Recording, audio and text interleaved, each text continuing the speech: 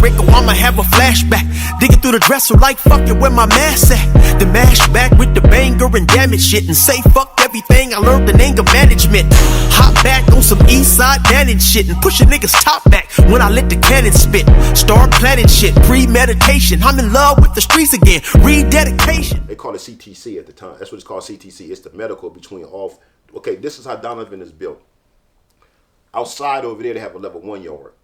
And then that's over there, that's separate. Then inside this gate, you got 4 yards together. You got 1, 2, 3, 4. Most prisons got their yards listed alphabetically, A, B, C, D. Right. I think Donovan do now. At the time, it was 1, 2, 3, 4. They was all level 3, so they have 4 level 3 yards. So anyway, the central CTC stands for central something, I don't know. But it was right there in the middle. It's the main hospital everybody go. So I was fortunate to get a job in there as a porter. And remember, I don't know when you went through bad. One time in the CDC, they had MTAs. Right. Okay, they got rid of the MTAs and they became all these free staff in there. So now you got all these free staffs in this prison. These bras walking around with scrubs and stuff like that. I'm like, damn, look at them. You know what I mean? And then Donovan was a prison known for that. A lot of people I know, bro, cracked the bra in Donovan working in that CTC infirmary over there. So I was always like, when they put me over there, I'm gonna crack something. Yeah. So you was trying to. Yeah, I was like, I want to get over there. So I finally, I messed around. I ran across this CO dude, man, he was a lieutenant up there at the time, and I knew him when he started. He was a rookie in Centinela when we opened Centinela back in '94. He remembered me, so he pulled me over to be his porter. I was like, oh, good looking out. So now I'm over here, I'm a porter, I'm cleaning up and all that. I got myself in a situation, man, where I cracked one. Yeah. I cracked one, bro, and it was more so like, you know, it was, this is what I did, bro. I was just going to work every day, cleaning. I worked over there in the department they call medical billing and all that. They had people in there. They had a whole bunch of women there, free staff. So I was the porter. I go in there, empty their trash cans, sweep them off their floor, and do all that. So every day these ladies come and see me coming in here. A lot of dudes at the time, they was going that worked over there with me. They was the dudes that was coming to work trying to put on the chain and their brand new shoes and all their fresh stuff, thinking they finna crack something and come over there. They swag wasn't attractive. I was just sitting there with my state stuff on, state boots. They was just clean. Just clean, everything had a little crease in it, but not too much. And I just kept myself together, but I wasn't acting thirsty. Right. A lot of cats was acting thirsty. So this lady, she used to always see me come in there and she start, how you doing? Hey, how you doing? Like, all right. They're not supposed to talk to us, but she whispered and talked. So I done called her alone a couple of times, and she wanted to know about, you got kids and all this, that. So what I did was, I brought 2 pictures of my kids to work one day in an envelope. And I put them on the table, and I emptied the trash. I said, here. And she got it, she took it. So now I go back to where the porters hang out at. I wonder, when this girl gonna get back my pictures of my kids? She never get back at me. So then what she ended up doing, she ended up writing me from a fake address. And that's where I started from. And from there, I built on that and just went there with it. So you ended up having a full-fledged relationship? I know, man. Yeah, I had a full-fledged, I had a full-fledged relationship with her in there, going to work every day, having sex in there every day. I was doing that. Coming back to you, I had the sack, I had everything in that joint. I was in there eating good. She bringing me food in there from Alberto's. That's how we got cracked after, because she brought her. Okay, well let me take you back a little bit, because you ran through that so fast. I know my viewers when they hear this. Man, so yeah, I know that's a good one. Y'all was in there. Y'all was in a relationship. So how would that carry out? Where would you find time, and where would you guys at? You know, to get time to kiss, to hang out, to talk. Every situation is different. Donovan was so, man, I don't know what they was, man. They was so loose with it.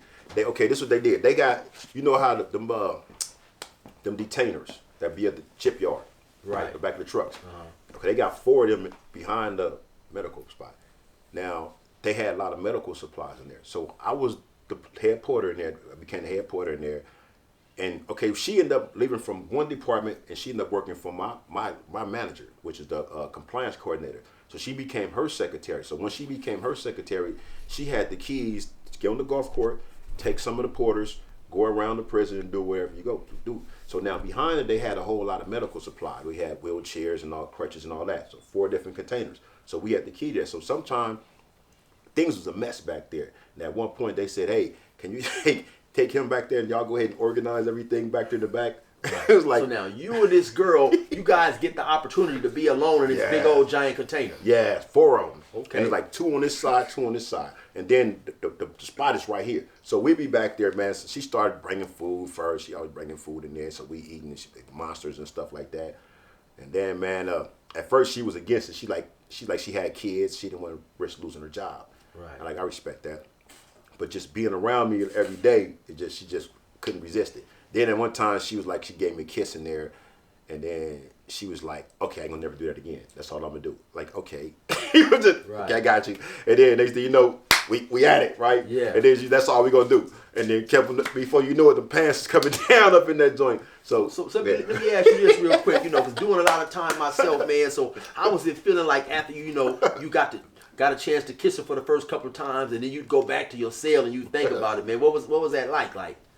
Well, I had been down like 12 years at that time, right, on my term, so I hadn't been with nobody, bro. I was just like in there, like I was writing females from they had them little pen pal sites, writerprisoner.com. I was dealing with chicks in Minnesota and all that. So to finally kiss somebody, it's been 12 years. I ain't kissed nobody, I ain't no visit. So to kiss her, I was like, wow, and that just had me over the top. I'm like, feeling myself at the time. Then it just went from there, bro. One thing led to another. Because, I think that dudes don't realize, like you say, man, you had done 12 years, and I know what it's like to go for long periods of times without interaction or touch or even the smell of a woman, man. So that must have been miraculous. Because, like I say, I know that's a dream of a lot of convicts, man, to try to get them a woman in prison who works there. So okay, so go ahead. So then you eventually kiss her and. Yeah, we start kissing. We just start kissing a lot. We started to work just kissing and grinding and all that type of stuff. She wouldn't want to go all the way, but it got to the point where she was just like, "Let's do it." You know what I mean? I talked her out of her drawers. You know what I mean? I talked her out of her drawers. It was just, and it just went from there, man. I was go to work, go through the metal detector, all that from the yard, to go over there, do my cleanup, all that, get it in. Sometimes I get it in like 2 times a day, bro. And go back to the yard and go back to my cell, and I'd be feeling like a king. Like, damn, I'm over here. I'm getting it in. I'm back in the cell. My cell leader helped me. I'm like, he knew what was going on, but I'm like, man, I just feel like, I don't know. At the time that Jay-Z, the American Gangster came out, and it's a song Jay-Z had, and I used to always play that song, man, that just made me feel like, damn, I was boss. That's how it was, bro. So let me ask you, did you have her bringing you in contraband? Did you have her, because you said earlier she was bringing in food. Did you making a request to ask her to bring you certain type of stuff? Man, what's crazy? She volunteered on her own, bro. I didn't. It's like, she started just bringing me tobacco. Started tobacco. Then she started just bringing me some little personal weed just for myself. Right. And don't sell this because somebody will tell on you. So then, because this is stuff she had because she smoked. She surprised me when I got something for you. I'm thinking it's a sandwich or something. It's like, okay. I go to the office with her office. I'm like, oh, damn. Right away, I get that. Because she just had it loose. I go surround, we pack it up. And like, the damn thing with it. How we used to roll, man. But she started doing on her own, bro. But, you know what I mean? And she always brought me that for personal. So I go back to the cell, man. I sit up in there, man. At the count time, everybody go out, sit up in the cell, blow. I'm selling tobacco in there. I was low key. Nobody really knew what I was doing until I got caught. Yeah. But until we got caught, that's when they figured it all out. So how did you end up getting caught? And then how long had you guys been in a relationship before you got caught? Hey, man, I kid you not, bro. We used to ride around the yard. They got the golf course, right? She'd go to any yard. At this Donovan now is predominantly S&Y, I understand. I think they got one main line that's still good. Everything else is S&Y. So we'd go to any yard, just me and her on the golf course, and just be going places. So things start getting sold to the point, bro, it was like she started slipping around other staff members and calling me baby. Say, hey, baby. I'm like, you slipping, great. And just so happened, other staff members was hearing this. Right. Just wasn't saying nothing. They like, hey, honey, it's your business. And so that made it even better because, hey, I'm finna go back here, dude. The other staff members allowing me and her to go in the cut. Yeah. And we go back here and get it in real quick and we jump back on and go. It's like, bro, man. So you was pretty much just having it your way. Yeah. You was having it your way. American dreaming. That's what Jay-Z said. I was American dreaming. I was like, I'm in prison. I'm on top of the world inside the joint. And at the time, though, check this out, though. I started a clothing line with her. This is my second brand. My first brand I started with her, which is Rated R Wear. I started that anonymous. So what I did, I already had like my logo and stuff because I got this. Okay, check. I was in Sentinella. I had a graphic art class. I created these logos. Okay, I've been had the logos on paper. Okay, I've been had it. But waiting for somebody to help me do something with it. Now I'm with her. So this is really how I pulled her in before we got to the sex part. She met somebody in prison that was about something different than what the average convict is about in there. I like, look, this is what it is. I got a lot of time still to do. I've been down, had life. I'm trying to get out. I'm trying to raise this money for my attorney. I got these logos. I'm trying to put on these t-shirts. I need somebody to help me sell it. I got some money and I slid her $200. I had some cash at the time, so I slid her $200. And that kind of pulled her in like, okay, like he's about something. So now, fast forward back up to speed. We got caught, man, because she got so carried away and got so comfortable with me in there. And I mean, to the point, bro, I'm right in her house. Right. I'm sending mail directly to her house. At first, we started out sending to her friend's house, and now she's like, "Oh, well, fuck it." So I'm sending it straight to her house, and she lived in San Diego. So now I'm writing her, and I'm calling her house collect. So now, when you writing her, are you putting her real name on this stuff? No. So strip this though. I created a whole fake name. I start calling her Sarah Perez or some shit like that, right? And I had some pictures that we used to order, get pictures of chicks from different spots. I had some pictures of this other girl somebody gave, I don't know. But I had some pictures, and I just put all over my cell wall, just in case they came through the cell. I'm like, who was Sarah Perez? I'm like, her. It was some Puerto Rican chick I just knew. So I'm like, that's what it is. So I was representing pictures of this Puerto Rican chick as being her. Right. Just to cover myself. Right. So I wrote her under that name to her house. Like I said, I called her house collect, all that, bro. And went through all that, but she got too comfortable with it. And one day, man, she came to work, and she always brought me lunch. Started bringing me lunch. Brought me a Monster. Brought me a sandwich and chips. Now, okay, there's this room where all the porters hung out. It might have been like 5 or 6 of us. All the porters knew what was going on because she got to the point she started bringing stuff like all us in there porters. She brings stuff from Alberto's breakfast burritos. Hey guys, and now she got stuff for all of us in here. She got donuts and all that. And our staff member, he was a dude, maintenance guy. He didn't say nothing because that fool told me. He said, "Hey man, she like you. You should try to get her." He said, "Tell me that." So he knew what was going on, but he just wasn't, ain't my business. Right. So one day she put this in the drawer. There's this 2 double doors that go to the back side of the hospital where they got like the patients and stuff at. People that's back there that's dying and crazy, mental and all that stuff. So the CEO, this black dude, had to be the brother. He just came down to Donovan from Soledad, and he was looking through the windows, like, and he seen her put this bag of food in this drawer where the porter's at. So what he go do? Tell another CEO. Other CEO come in there searching and everything. They find it and this that. So everybody they was like, who locker is that? They was like, we don't know. So now when this happened, I'm in the hallway, right here in the hallway. Got these little carts we push around. I'm stocking my cart up. Now, mind you, I just had sex with her early that day. I got blood and shit all on my drawers. I can't stand the search right now. So when I see dude in there searching, I go to her office in the front. It's like a little trader. I look, they in there searching right now. They are looking for this fool told on you. She said, sitting on us, say here. So she had the weed on her.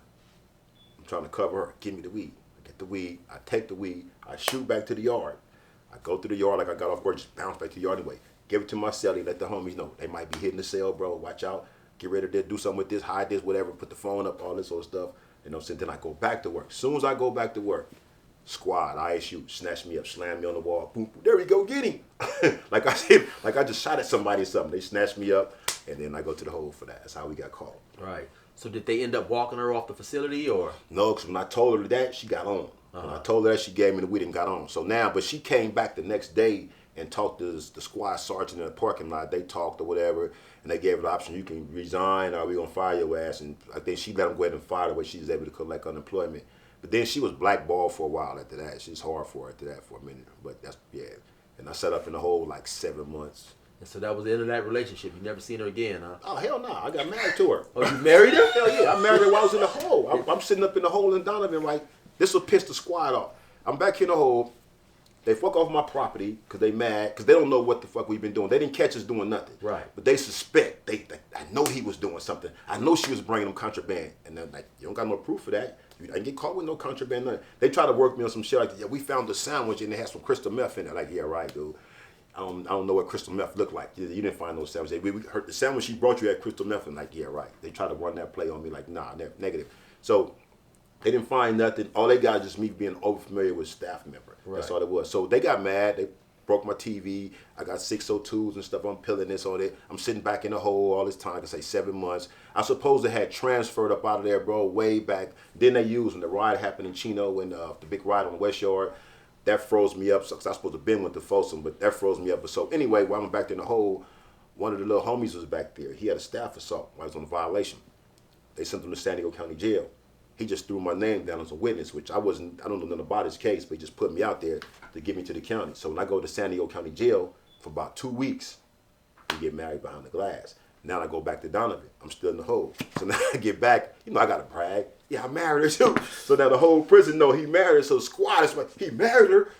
Oh, you had to fuck her. I'm like, you see me fuck her? You didn't catch me? Did you catch me doing something? What you talking about? You married her now? And it was this one brother, man. He used to act like he's a Don Moore around there, but he had to come to the cell and give him my props. He said, man, yeah, I know you was doing that, man. I ain't stupid. He's like, I ain't stupid. I know what you're doing, man. I ain't mad at you, man. I ain't mad at you. So you say it was a CO? He was a squad dude. Oh, okay. And he came to the whole, I've been, you know, I'd be in prison. You know people before they become squad. Right. Like, you used to be my dorm officer. You was cool as fuck then. Now you know what I mean? So this brother like that, and he's always thought he was, I know he tried to be Skyline or whatever, but he was cool though. You know what I mean? He never sweated me. But then he told me that I know you was doing something. I just wasn't tripping. I ain't my business. I ain't mad at you, player. You know, he talked like that to me. So like I said, we got married. While I was in the hole, I wasn't supposed to stay in the hole 7 months for no familiar with staff. I was supposed to have been out of there right away. You know what I mean? So I'm back there all that time, and then I go to Corcoran. We up there, conjugal visits. So she started to come visit you and all that type of stuff. She visited me there in Donovan. Wow. She was coming when I was in the hole. So when you was in the hole, she was coming to see you. Yeah. So did she say they was protesting and giving her a hard time? Yeah, they messing did. with her? They did in the beginning, bro. They did in the beginning. They had put a sign up on the visiting thing, had her face on it. They said they had her face up there like she couldn't come in there. They said she took the walk of shame. And then when she started coming up there, she got approved, and they started running doing the harassment. All the COs that knew her started dropping comments saying stuff about her, hating. She was Hispanic, you know what I mean? So the Mexican one like, oh, you with this brother, you with this loser, you's a loser, you with this inmate, you know, they don't kind of talk, but right. She didn't give a damn. She was coming up there. I was getting visits behind the glass, one in the hole, until they transferred me up out of there, and I left there and went to Corcoran. So you was really living the convict's dream up in there, huh? Yeah. Met you a woman up in there, you got married and everything, man. All right, so now I want to get into ask you a little bit about, was you incarcerated when Tupac got killed? Yep, I was fighting my case. I was right there in that Linwood County Jail right there on Imperial and Watts. So what was it like? What was the atmosphere up in there? Was it crazy? Yeah, man. I mean, the Pyrus took it personal, of course. You know what I mean? A lot of them was... I never was confronted with a situation like that. Because one thing about it, you know, when you go to court, at the time, Compton Court, they had tanks, and they had certain tanks where the bloods went. But then you had some bloods who didn't go to that, pretty much stayed out there. So, but a lot of the bloods that was in different units and stuff I was hearing about, you know, they was taking it personal. Then, of course, that's a rivalry. That's the enemies, right? The South Side and Ludus Parks and the mob, they don't get along no way. So, it was going up. There was a lot of little shit going on, but over there where I was at, bro, they had all the Crips pretty much like in majority of the gang marshal over there. You know what I mean? So, but it was activities behind that. Even in the pen, I seen shit that. Matter of fact, it was a riot happened. They had a big riot. I want to say that shit happened in Mule Creek behind that, but they was taking that shit personal. You know, you hear about what's going on. They had a riot over there behind that, right? Behind Tupac. Yeah. So what about you personally? Was you a Tupac fan, or did you mess with rap, or? I mean, I had just got the All Eyes. I called my case. The All Eyes on Me just dropped, and I called my case while in the party, and they was playing that, and I was like, oh hell yeah, I was a big Pac fan, and I like damn. Yeah. That touched me too, though. You know what I mean? Because right. I've been following Pac since Brenda got a baby and Tupacalypse now and all that. You know, when he was up north doing this thing. Yeah. And then, you know, I seen the whole history when he was running with the IVCs over here, and I seen when he was running with the 40s over here, then how he ended up over there with the Bloods last, and you know, it was unfortunate, but you know, that's to me, Pac was just somebody that just was wayward, bro. He just wasn't content. He bounced around too much. Looking for a home, man. Yeah, he just did too much of that. And then you brought up something that a lot of cats may not know about when you said Pac was running with the 40s. I remember he had a song with a dude from 40s by the name of Deadly Threat. Yeah, I think he was fucking with the homie Runner too. Yeah. Runner from 40s, he was fucking with them. I think I want to say, I think it's Thug Life, or whatever they was doing, but he was fucking around with the 40s over there. Definitely that. Yeah. People don't know that. People just see Pac as being in L.A., just seen him messing with the Bloods. That was last. But before that, Tupac was bouncing around in the city, man. And I wasn't out here with him, but I'm seeing the footage and stuff he was doing. Right. You know, you got I seen pictures of him on a gang picture with a whole bunch of IVCs, like, you know, banged out. I mean, not banged out, but it was just a bunch. They was throwing up IVC. It was like probably about 15 cats on the Tupac up in there with the IVCs. And then I knew the homies from 40. I know running them, and he showed me stuff. And Tupac was messing around with him, so right. He bounced around. Well, didn't they say, matter of fact, the dude he done a song with also Big Sight, wasn't he from IVC? IVC, yeah, So, exactly. yeah. I think the dude Kato was from over there too. The dude they always talking about, nigga Kato. Yeah. And I heard Kato come from out the village. That's right, Pure Village. That's where he from. So Pop fucked around the IVCs a lot before he ended up in Compton. Yeah. So any other just notable inmates that or dudes you was locked up with? Charles Manson. No, he was in Corcoran, but no, I wasn't with his ass. He was just in Corcoran the same time to shoot. I think, man, not offhand, bro. I can't think right now. Yeah. I just can't think of nobody. Just the homies. I mean, nah, no. Well, man, I definitely want to appreciate you coming on, man, and y'all once again be sure to check his show out, The Gangbangers Life Coach on YouTube. Check me out. And anything else you want to say before we mash on out? No, I just want to say, man, just keep doing whatever y'all doing, man. If it's working for y'all, stick with it, man. Don't quit. Just stay consistent and build, man. And a lot of y'all think about gang banging, know what the fuck you're getting into before you get involved, though, because it ain't for everybody. So just figure it out, bro. Let's see. And before we go, let me ask you just a couple of questions, man. What is your take on the youth gang banging nowadays? I mean, do you feel are there any big differences from now as opposed to when you was out there, in the mix doing your thing?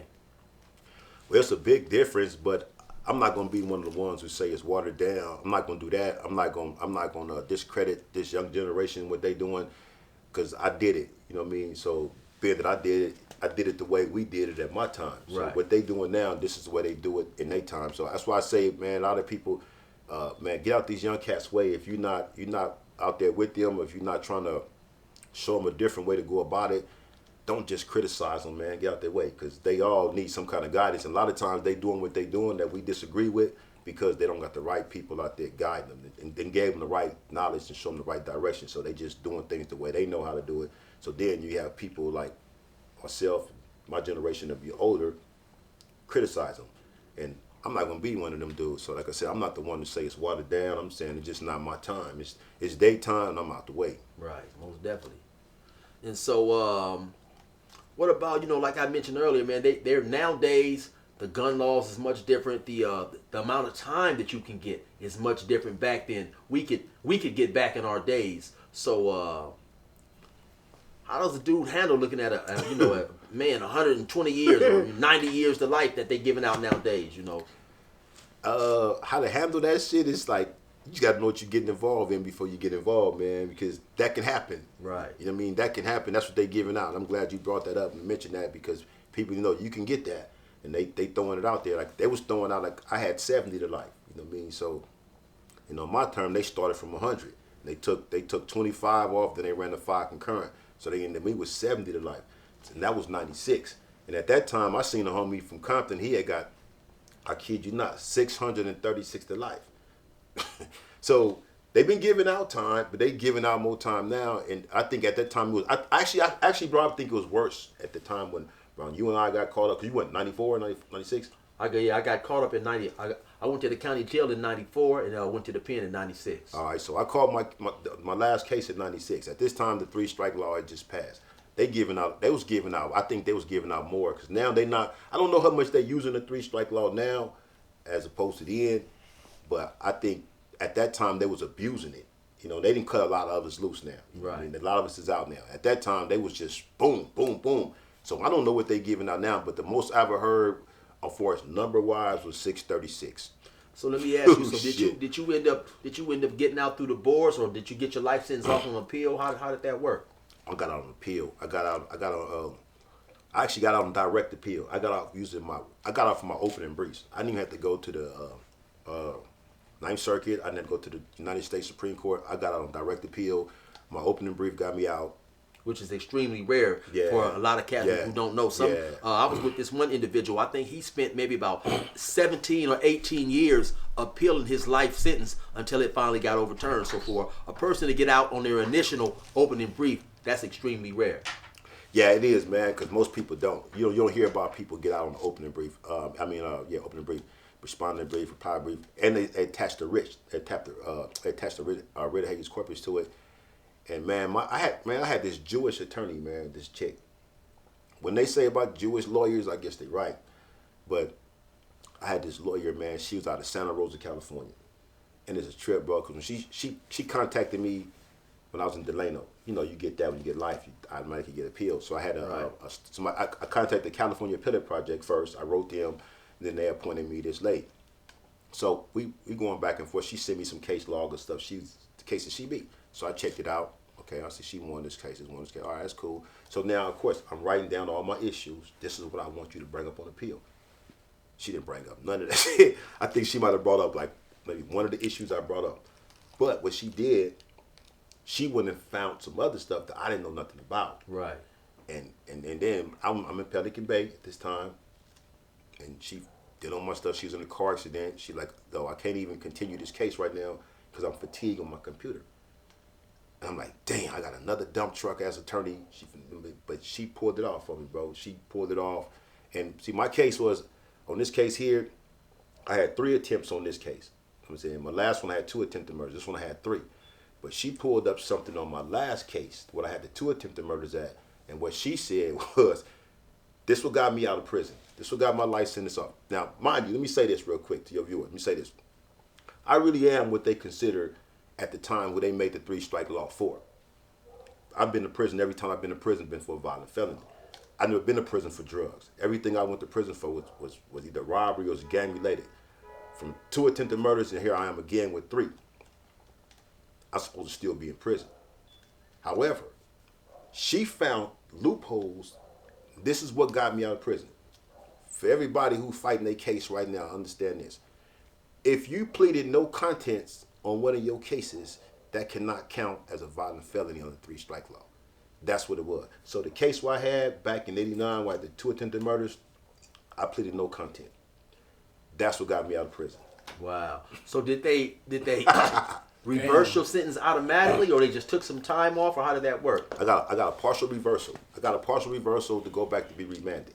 So what they did was they sent me back to court, back to Compton Court, back in front of the same judge. And I was under the impression that my appellate attorney was going to be present. She wasn't there. I'm like, yo, where my attorney at? Well, appellate attorneys don't show up unless they're private.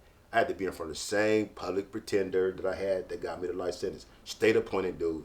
I'm like, this thing, nigga, you fucking off my life again. What the fuck? And so I'm thinking, right? Right. And then, but he like, well, I got some good news for you. This is what it is. She's right. She beat this. They can't fight this. So I go back in there, and the judge read off my case again. Broke it down, said this right here. It don't show that he pleaded no contents, so it never know who was actually shooting in that case right there from the past. You don't know what you was doing, so we don't have no proof of that because you didn't plead guilty. So now we're gonna resentence him. I throw the white flag. He said I threw the white flag in, and they resentenced. So they took my shit off from 70 to life, chopped it all the way down to 24 years. 24 years, and that's what did. That's what got me out right there.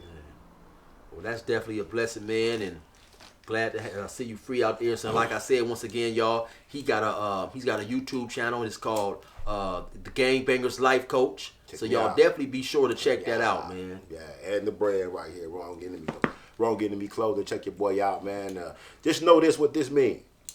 Don't judge me until you get to know me, because I'm not your enemy because somebody told you that. Get to know me before you judge me. Man, good looking out. I definitely appreciate you coming through, man. Much love, dropping bro. some knowledge with us. Facts, bro. I appreciate it, All man. right. Thanks for having me on here, man. Man, most definitely. All right. And y'all already know what it is. It's your boy 16 to Life. Resume normal program.